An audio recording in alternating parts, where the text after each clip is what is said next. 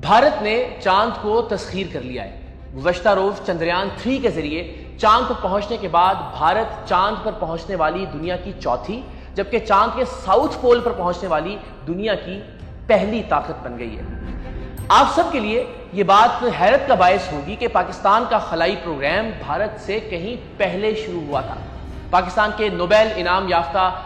سائنسدان ڈاکٹر عبدالسلام کی سربراہی میں پاکستان کے خلائی تحقیقاتی ادارے یعنی اسپارکو کا قیام 1961 میں عمل میں آیا تھا، جبکہ چاند پر کامیابی سے مشن بھیجنے والے بھارتی خلائی ادارے ISRO کا قیام 8 سال بعد 1969 میں عمل میں آیا۔ لیکن 1961 کے بعد پاکستان اور بھارت کے خلائی اور سیاسی سفر میں آخر ایسا کیا ہوتا رہا کہ بھارت آج دنیا کی خلائی قوتوں میں سر فہرست ہے اور پاکستان خلائی تحقیق کے میدان میں شاید آخری نمبروں پر بھی نہیں آتا؟ آئیں ایک موازنہ کرتے ہیں۔ 1962 میں جس وقت بھارت کے خلائی پروگرام کے بانی وکرم سربھائی کی قیادت میں Indian national committee for space research قائم ہو رہی تھی، اس وقت پاکستان میں جنرل ایوب خان اقتدار پر قبضہ کر کے بطور صدر حلف اٹھا رہے تھے۔ 1963 میں جب بھارت اپر ایٹماسفیرک ریجن کا پریشر جانچنے کے لیے پہلا راکٹ خلا میں چھوڑ رہا تھا، اس وقت جنرل ایوب خان کے مقابلے میں قائد اعظم کی بہن مادر ملت محترمہ فاطمہ جناح کو غدار قرار دیا جا رہا تھا، خاتون کی حکمرانی کے خلاف فتوے جاری کیے جا رہے تھے۔ 1969 میں جب بھارت میں انڈین اسپیس ریسرچ آرگنائزیشن کا قیام عمل میں لایا جا رہا تھا، اس وقت پاکستان میں جنرل یحییٰ خان ملک میں مارشل لاء نافذ کر کے صدارت کا عہدہ سنبھال رہے تھے۔ جس سال بھارت میں ڈیزائن ہونے والا پہلا سیٹلائٹ آریہ بھاٹا روس سے لانچ کیا جا رہا تھا، اس سال بدقسمتی سے پاکستان کے خلائی پروگرام کے بانی ڈاکٹر عبدالسلام آئین پاکستان میں غیر مسلم قرار دیے جانے کے بعد احتجاجاً پاکستان چھوڑ کر جا رہے تھے۔ 1977 میں جب بھارت پہلا ٹیلی کمیونیکیشن سیٹلائٹ بنا چکا تھا، اس سے کچھ پہلے پاکستان میں جنرل ضیاء الحق تیسرا مارشل لاء لگا چکے تھے۔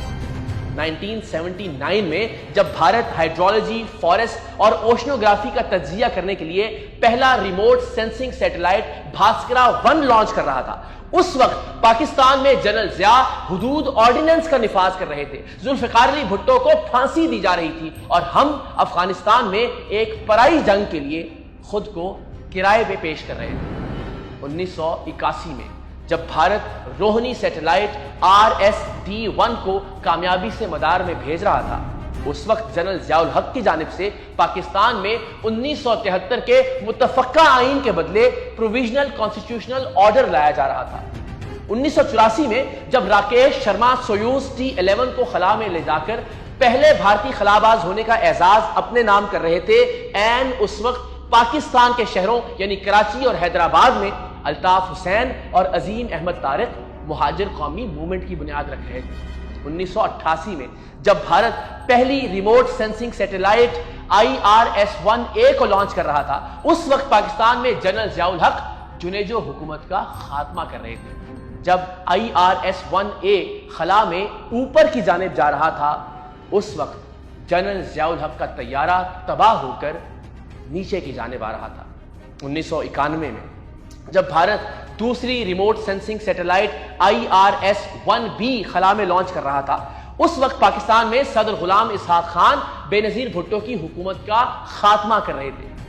1993 یعنی 1993 میں جب بھارت کی پہلی پولر سیٹلائٹ لانچ وہیکل یعنی PSLV-D1 خلا میں جا رہی تھی، اس وقت پاکستان میں غلام اسحاق خان اور نواز شریف اسٹیبلشمنٹ کے دباؤ پر استعفیٰ دے کر اپنے گھر جا رہے تھے۔ 1999 میں جب انڈیا اپنی دوسری پولر سیٹلائٹ لانچ وہیکل یعنی PSLV-C2 کے ذریعے 3 سیٹلائٹس IRSP-4، KITSAT-3 اور DLR TubSat مدار میں چھوڑ رہا تھا، اسی سال پاکستان میں جنرل پرویز مشرف نواز شریف کی حکومت کا تختہ الٹ کر پاکستان میں چوتھا مارشل لاء نافذ کر رہے تھے۔ 2001 سے 2007 تک جب بھارت اپنا سیٹلائٹ TELS لانچ کر رہا تھا، ہماری عدالتیں پرویز مشرف کو 3 سال تک قانون بنانے کا مکمل اختیار دے رہی تھی۔ جب بھارت GSAT لانچ کر رہا تھا، اس وقت ظفر اللہ خان جمالی، چودھری شجاعت حسین اور شوکت عزیز صاحب وزیر اعظم کی میوزیکل چیئر سے لطف اندوز ہو رہے تھے۔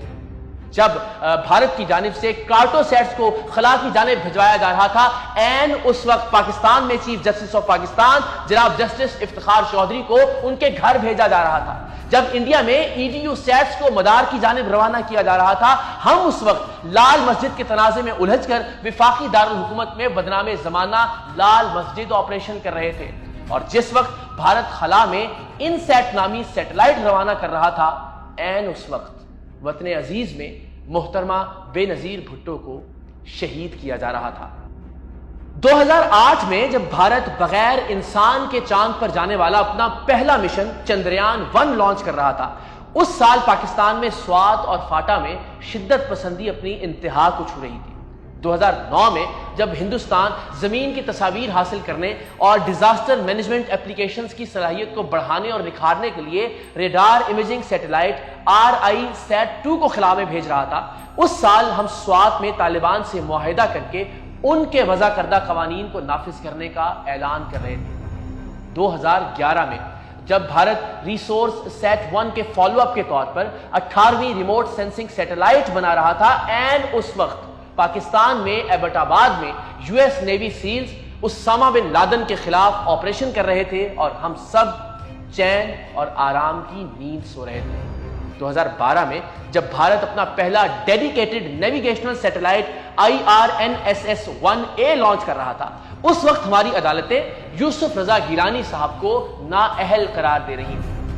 اسی سال جب بھارت PSLV C-25 کے ذریعے مریخ پر جانے کی داغ بیل ڈال رہا تھا، مریخ پر جانے کے خواب دیکھ رہا تھا، اس وقت کراچی کی بلدیہ ٹاؤن فیکٹری میں 400 لوگ زندہ جل مرے تھے، اور ان لوگوں کو آج تک انصاف نہیں ملا۔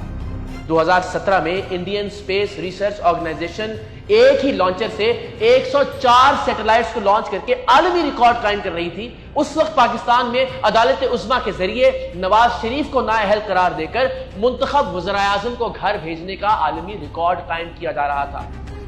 2019 میں جب انڈیا چاند کے ساؤتھ پول پر سافٹ لینڈنگ کو یقینی بنانے کے لیے چندریان 2 لانچ کر رہا تھا، ہمارے یہاں ساہیوال میں معصوم بچوں کی نظروں کے سامنے ان کے والدین کو دہشت گرد قرار دے کر گولیاں ماری جا رہی تھی۔ انڈیا چاند پر پہنچ گیا، لیکن ان یتیم بچوں کو آج تک انصاف نہیں ملا۔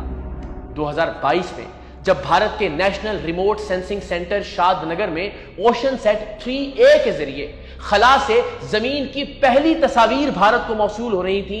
پاکستان کے وزیر اعظم ہاؤس سے ایک اور منتخب وزیر اعظم عمران خان کو ان کی مدت مکمل ہونے سے پہلے ہی بے دخل کیا جا رہا تھا۔ 2023 میں جب بھارت کا مشن چندریان 3 چاند پر لینڈ کرنے کے لیے پر توڑ رہا تھا، ہم جڑاوالا میں مسیحی برادری کی عبادت گاہیں نذر آتش کر رہے تھے، ان کے گھروں کو جلا رہے تھے، اور اب جب بھارت چاند پر پہنچ چکا ہے، ہم اپنے گلے میں IMF کی صلیب ڈالے انتہائی بے بسی اور لاچاری سے منزل تک جانے کا راستہ تلاش کر رہے ہیں۔ ہم آمریت اور جمہوریت کے سوالوں کے درمیان آج بھی الجھے ہوئے ہیں۔ ہمارا سب سے بڑا چیلنج آج بھی 2 وقت کی روٹی ہے۔